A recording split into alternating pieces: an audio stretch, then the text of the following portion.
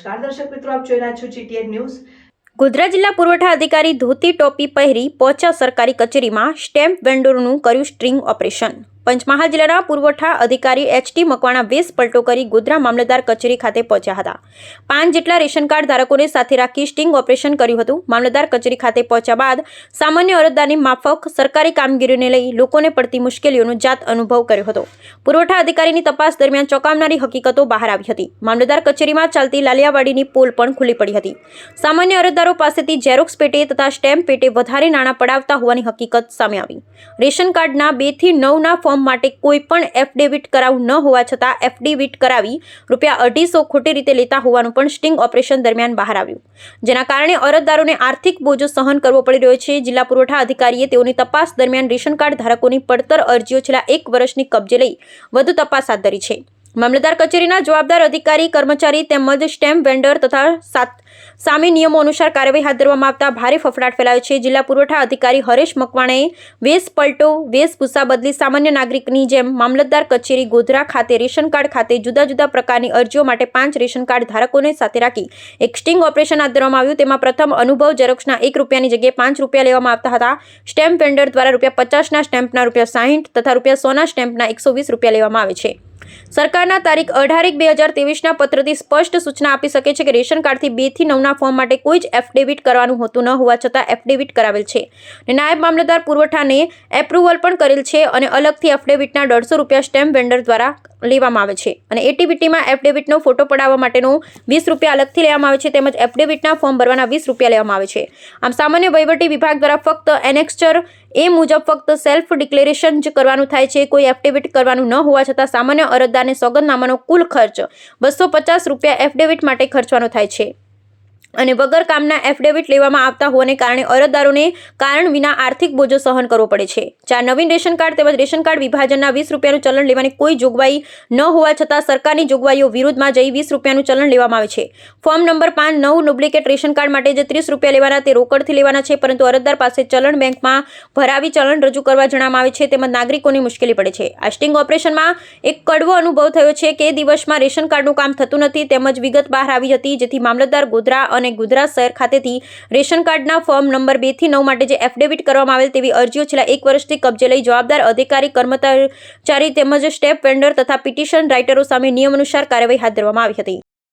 આજ રોજ ગોધરા તાલુકા સેવા સદન ખાતે આવેલ ગોધરા મામલતદાર કચેરી ગ્રામ્ય અને ગોધરા સિટીની આજે અમોએ વેશ પલટો કરી સાથે 5 અરજદારો રાખી અને રાજ્ય સરકાર અને અન્ન અને નાગરિક પુરવઠા વિભાગ દ્વારા રેશન કાર્ડ સંબંધિત જે સેવાઓ પૂરી પાડવામાં આવે છે એ સેવાઓ અરજદારોને સારી રીતે મળે છે કે કેમ, અરજદારો જોડે વર્તન સારી રીતે થાય છે કે કેમ, તેમજ અરજદારને કોઈ વગર કારણ વિનાનો આર્થિક બોજો કોઈ સહન કરવો પડે છે જેની તપાસ હાથ ધરી હતી। આ તપાસ દરમિયાન એ ધ્યાને આવેલું કે અરજદારને જે નામ કમી કરવાનું હોય છે, નામ ઉમેરું કરવાનું હોય છે, જેવા તમામ જે સેવાઓ છે, નામ રેશન કાર્ડનું વિભાજન કરવાનું હોય છે, તેની અંદર સામાન્ય વહીવટ વિભાગે જે પરિપત્ર કરેલો છે 2021ની અંદર, તેમજ નિયામક શ્રી અન્ન અને નાગરિક પુરવઠાએ પણ 2023માં ખાસ તાકીદ કરી છે કે આ જે ફોર્મ નંબર 2 થી ફોર્મ નંબર 9 સુધીના કોઈ પણ કામગીરી માટે એફિડેવિટ કરવાનું થતું નથી, છતાં પણ અરજદારો પાસેથી એફિડેવિટ કરાવવામાં આવે છે અને જે સરકારની સૂચના છે કે ફક્ત સ્વઘોષણા જ કરવાનું છે, એફિડેવિટ કરાવવાનું નથી। અને આ એફિડેવિટની અંદર નાગરિકોએ જુદી જુદી જગ્યાએ જેમ કે સ્ટેમ્પ લેવો પડે છે, પછી સ્ટેમ્પના જે પૈસા છે ₹50 થી ₹60 લેવામાં આવે છે, પછી એફિડેવિટ લખાવવું પડે છે, એટીવીટીમાં ફોટો પડાવ, આમ કરીને કુલ ₹250નો આર્થિક બોજો સાવ કારણ વિના સહન કરવો પડે છે, એ ધ્યાને આવેલું છે। તેમજ સ્ટેમ્પ વેન્ડરો છે એ 50ના સ્ટેમ્પના ₹60 લે છે, 100ના સ્ટેમ્પના છે ₹120 લે છે।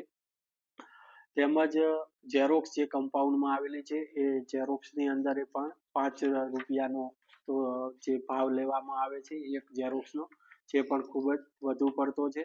સાથે સાથે નવીન રેશન કાર્ડ કઢાવવા માટે અને રેશન કાર્ડના વિભાજન માટે ₹1 પણ લેવાનો થતો નથી ફી તરીકે, છતાં પણ 20 રૂપિયા છે એ ચલણથી ભરાવવામાં આવે છે, જે બિલકુલ સરકારના ઠરાવથી વિરુદ્ધનું છે. ફોર્મ નંબર 9 જે ડુપ્લિકેટ છે એની અંદર જે 30 રૂપિયા લેવાના હોય છે એ રોકડથી લેવાના હોય છે, છતાં પણ એ બેંકની અંદર મોકલી અને ચલણથી ભરાવવામાં આવે છે. આમ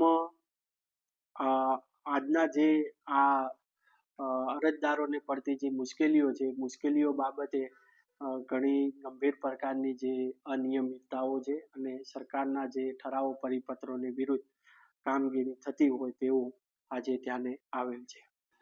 અરજદારને સરકારના નિયમ મુજબ 20 રૂપિયા એટીવીટીના જે અરજીના થાય છે અને 3 રૂપિયાની એક ટિકિટ લગાડવાની હોય છે, એટલે 23 રૂપિયાની અંદર જ સમગ્ર કામગીરી થઈ જાય છે જો અરજદાર જાતે અરજી ભરે તો.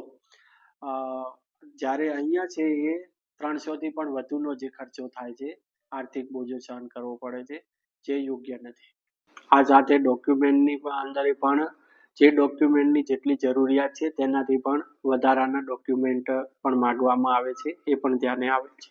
આ સંબંધિત જે સરકારના પરિપત્રમાં જ સ્પષ્ટ સૂચના લખેલી છે કે જો આ ઠરાવ પરિપત્રનું જો પાલન કરવામાં નહીં આવે તો સંબંધિત અધિકારી એટલે કે મામલાદારશ્રી, નાયબ મામલાદારશ્રી, ઓપરેટરો, સ્ટેમ્પ વેન્ડરો અને પિટિશનર રાઇટરો સામે કાયદેસરની કાર્યવાહી